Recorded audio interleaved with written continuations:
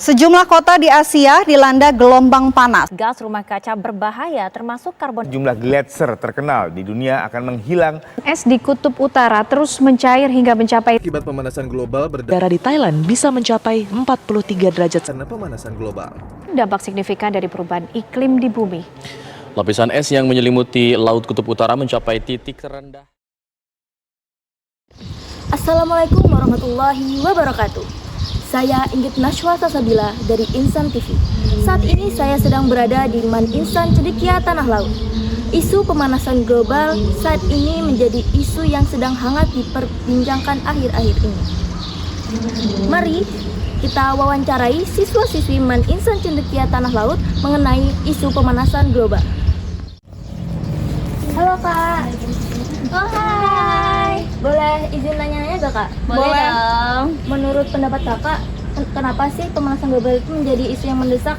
Oh, menurut saya pemanasan global menjadi isu yang mendesak karena dampaknya dirasakan oleh seluruh dunia. Perubahan iklim yang drastis diakibatkan oleh pemanasan global menyebabkan berbagai konsekuensi di berbagai sektor seperti sektor lingkungan, kesehatan, dan ekonomi. Nah, itu tadi tuh kenapa alasan pemanasan global menjadi isu yang mendesak. Oh iya, kalian tahu nggak sih gejala-gejala pemanasan global itu apa-apa aja? Apa aja tuh? Nah, ini dia. Nah, ini adalah gejala-gejala pemanasan global. Lapisan es yang menyelimuti Laut Kutub Utara mencapai titik terendah kedua dalam musim panas tahun ini dengan hanya tersisa 3,7 juta kilometer persegi saja. Menurut Pusat Data Es dan Salju Nasional, angka ini adalah yang kedua terendah dalam 4 dekade terakhir. Angka paling rendah ini terjadi di tahun 2012 silam, di mana luas lapisan es hanya 3,4 juta kilometer persegi. Nah, itu tadi tuh gejala-gejala pemanasan global. Wow. Wah, oke Kak, makasih ya Kak. Iya, sama-sama. Nah, itu tadi penjelasan mengapa isu pemanasan global menjadi isu yang mendesak. Menurut sumber dari Badan Meteorologi Inggris, tingkat perubahan suhu rata-rata global dari masa pra-industri terus meningkat dari tahun ke tahun. Nah, lain cerita kalau es di daratan yang mencair. Es di Greenland dan Alaska misalnya akan menyumbang 7 meter bagi kenaikan permukaan laut kalau mencair semua. Lebih celakanya lagi kalau es di Kutub Selatan yang mencair, karena 90% total es dunia ada di sana. Kalau seluruhnya mencair, permukaan air laut bakal naik setidaknya 61 meter. Singkat cerita, total ketinggian permukaan laut yang dihasilkan bakal lebih dari 2 kali tinggi gelombang terparah waktu tsunami Aceh. Pemirsa, sekarang mari kita cari siswa-siswi yang lain untuk kita tanyakan pendapatnya. Kak.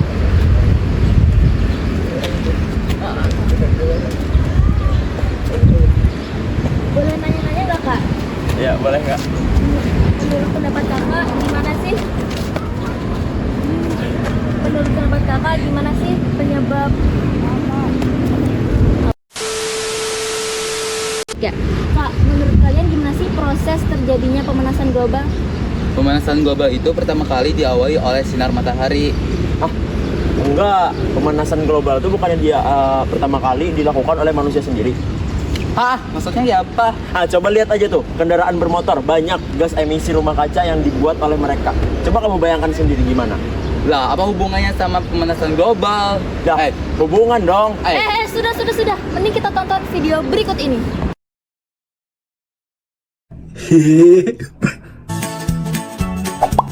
Lalu, bagaimana proses terjadinya efek rumah kaca?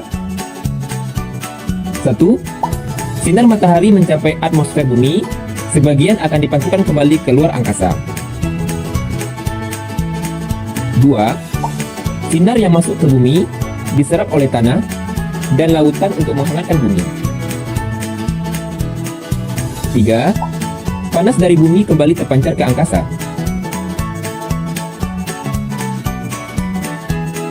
4. Panas yang dipancarkan ini terperangkap oleh gas rumah kaca di atmosfer.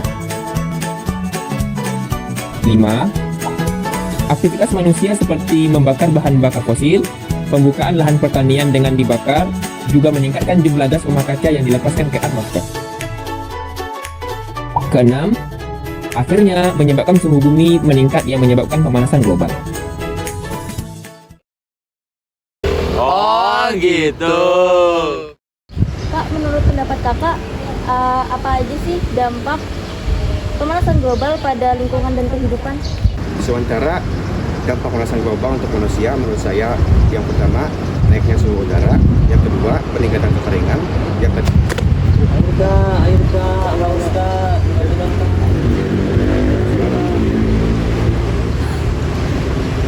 berikutnya kekurangan makanan, lalu ada peningkatan risiko kesehatan, dan akhirnya ada kemiskinan serta pemindahan. Oh iya kak, menurut kakak solusi apa saja sih yang dapat dilakukan untuk mengurangi dampak pemanasan global? Nah, itu tanya saja dengan teman saya. Yuk.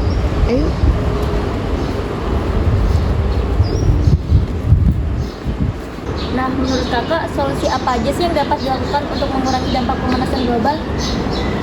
Oh, solusinya. Salah satu solusi yang bisa kita lakukan adalah dengan melakukan mitigasi. Nah, mitigasi sendiri merupakan upaya untuk mengurangi resiko ancaman suatu bencana, seperti melakukan pembangunan fisik maupun penyadaran dan peningkatan akan kemampuan untuk menghadapi suatu bencana. Nah, apa aja sih contoh dari mitigasi ini? Yuk, ikut aku!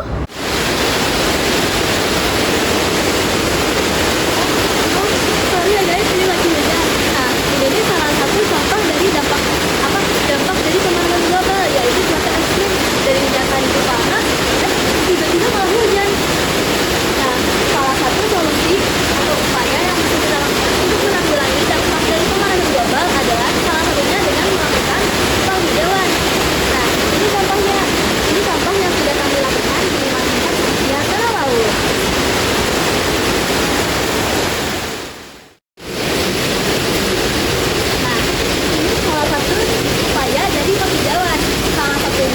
Adalah melakukan penanaman tanaman jagung di lahan kosong seperti yang bisa kalian lihat di sana. Nah, karena ini lagi hujan ya, jadi kita nggak bisa ke sana tuh. Oh, sayang banget. Nah, salah satu upaya mitigasi yang bisa kita lakukan di kehidupan sehari-hari kita adalah salah satunya dengan mengurangi penggunaan AC. Nah, kenapa sih harus mengurangi penggunaan AC? Karena dengan mengurangi penggunaan AC, kita secara tidak langsung juga mengurangi penggunaan gas freon, yang dimana gas freon itu bisa menyebabkan kerusakan pada lapisan ozon. Sepengetahuan kakak, apa aja sih proyek inovatif untuk upaya global dalam menanggulangi perubahan iklim? Oh, proyek inovatif. Salah satu contohnya ialah suatu perusahaan di Jepang memasang wind turbine di Indonesia.